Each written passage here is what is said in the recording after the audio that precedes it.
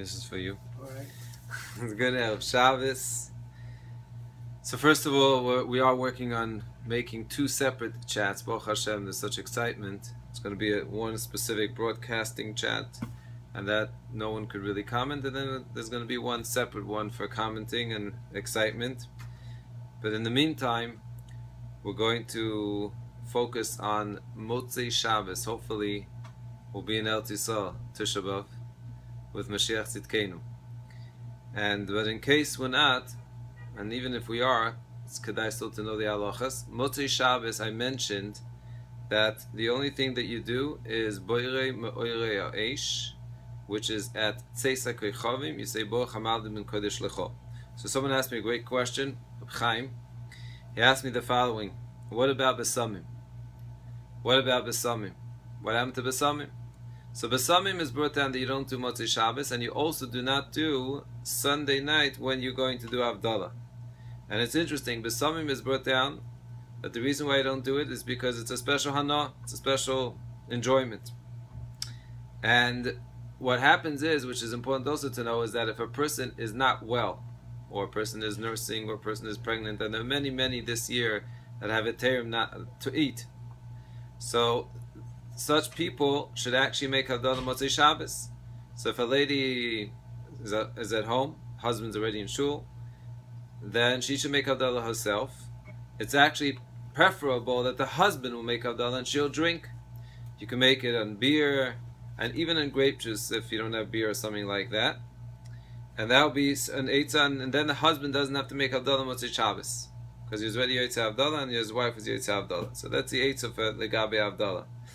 What ensues from this shaila was another shaila, which is smoking on tisha beav.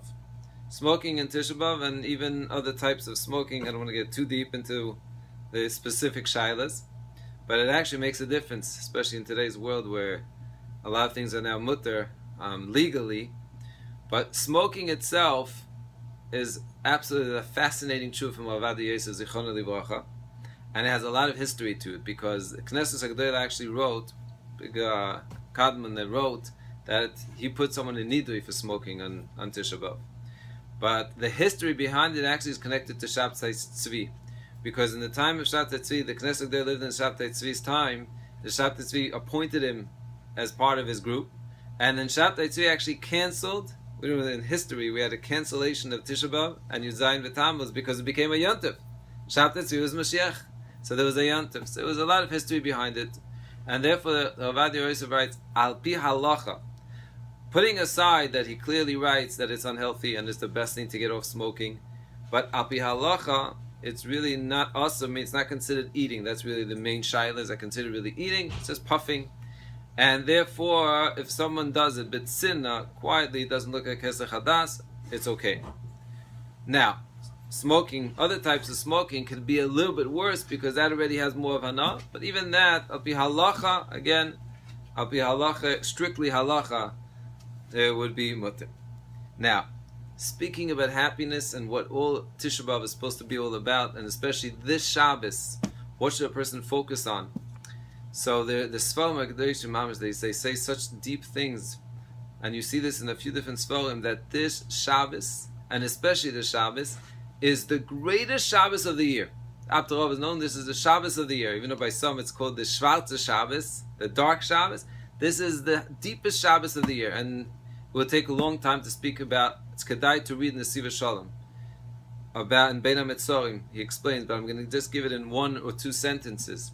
He explains, what are we doing on Shabbos and on Tisha B'Av?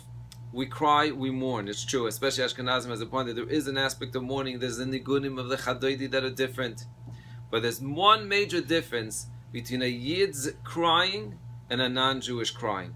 And it's actually based on a pasuk by Moshe Rabbeinu. It says, Vatere, she saw Miyalde Evrimu, Kinau Boiche, she saw he was crying, and she said she's the children of the Jews. So then Siva Shalom brings down to the base of Amos. How do you know? Because the crying of a Jew, the difference is there's a crying of despair and there's a crying for yearning. Bechi shel tikva or bechi shel yeush. The Jewish crying, and that's really the difference. Tisha B'Av, when you cry, you express yearning. says in the Sivir Shalom, yearning is the beginning and sometimes even greater than the thing itself. Because if a person knows that he's yearning for that incredible connection that he had when the Beis Hamikdash was around, that yearning becomes part of the building. And that's why all the different kashas of what happens in Tisha B'Av, that Mashiach is born and we don't say Tachnun, it's built on this amazing yearning. So that's what a person should try to do. Shabbos, Tisha B'Av, yearn as much as you can, in as much as you understand that there's nothing greater. It's brought down that in the time of Beis Hamikdash was Mamad Har Sinai. The experience of Mamad Har Sinai.